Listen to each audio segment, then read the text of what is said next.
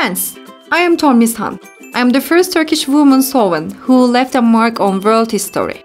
I am the granddaughter of Alper Tunga, the great ruler of the oldest Turkish state, Sakas. They call me as Queen of Sakas. Would you like to know me better? Have you ever heard the name of Tomris? Tomris is pure Turkish and means iron. When you read my story, let's see if you think I am as strong, powerful, solid as iron.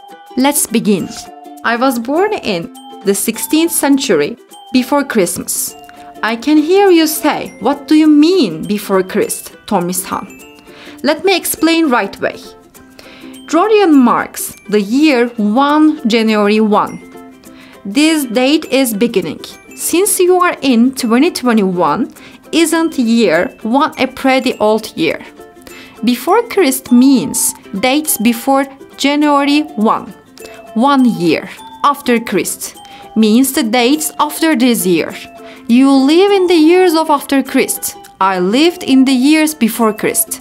Think about how long ago I was born. I lived between Danube and Volga rivers. We didn't live in cities like you back then. We were constantly traveling and were accommodated in our horse-drawn carriages that we took with us.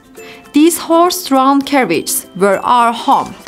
There were several reasons why we traveled. One of them was enemy attacks. The other was seasonal conditions.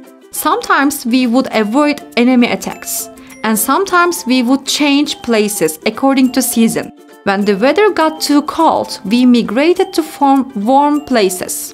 When it got too hot, we migrated to cool places. Me and my friends loved to migrate.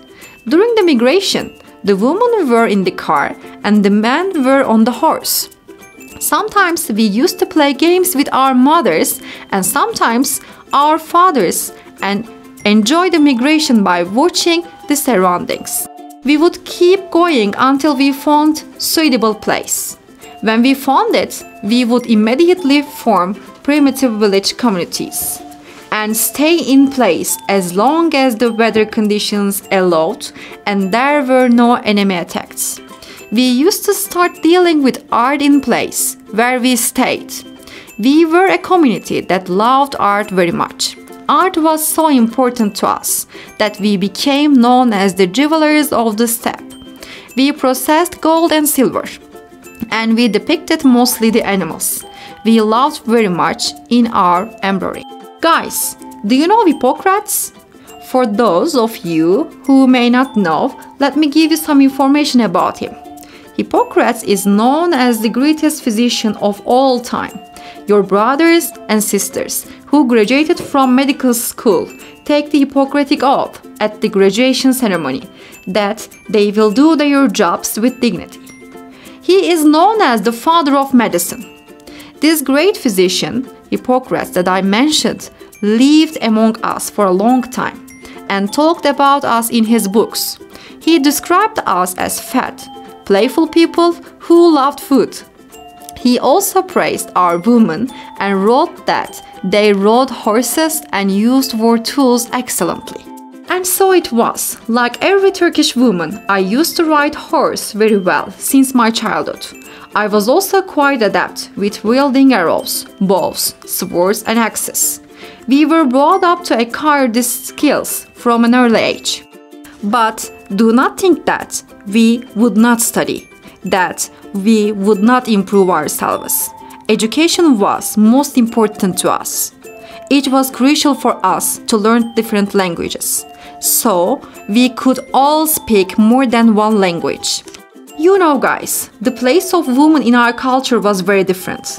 While women were seen as the secondary in other nations, Turk always gave women a place next to Han and made women have a say in every field. I grew up in such a beautiful environment. Then I got married and had children. I raised them and I was raised. I have always told you about good things until now. But we Sakas had a big problem, Persians. Persians had been attacking us for as long as I can remember. When my husband passed away and I became the head of Sakas, there was Cyrus at the head of Persians, the most ruthless ruler we had seen in our time, who also set his sights on Turkish lands. The danger was great. I had to take all precautions and be prepared against the Persians. I immediately gathered the scattered Saka and straightened my army. I took my precautions, and I was always in favor of peace. I never fought unless I had to. That is why I sent the letter to Cyrus, the ruler of Persia, to give up this job. The letter didn't work. Cyrus was determined to attack us, and soon he was walking towards us. We couldn't find because it got dark. Cyrus didn't see it either. He set up trap for us. Unfortunately, his trap worked and he won the war. I lost my son in this war. The day after the war, at the first light of dawn, I took action. I marched against the Persians with my army. I was personally commanding the war and using Turan tactic. With perfect timing, I achieved a victory worthy of my reputation. Guys, the Turan tactic is a war technique that we Turks have used throughout history. In this tactic, the army at that time of war is divided into three parts: center, right, and left. The central forces would attack the enemy, and after a while, they would retreat by pretending to flee. The enemy armies that followed the retreating soldiers were then surrounded by the right and left parts of the army and destroyed. It was a difficult technique to do, but a very effective technique. It helped us defeat large numbers of enemy armies with little force. Centuries later, many rulers such as Süleyman the Magnificent and Alparslan would be victorious in many wars with this tactic. Yes guys, I am Tomris.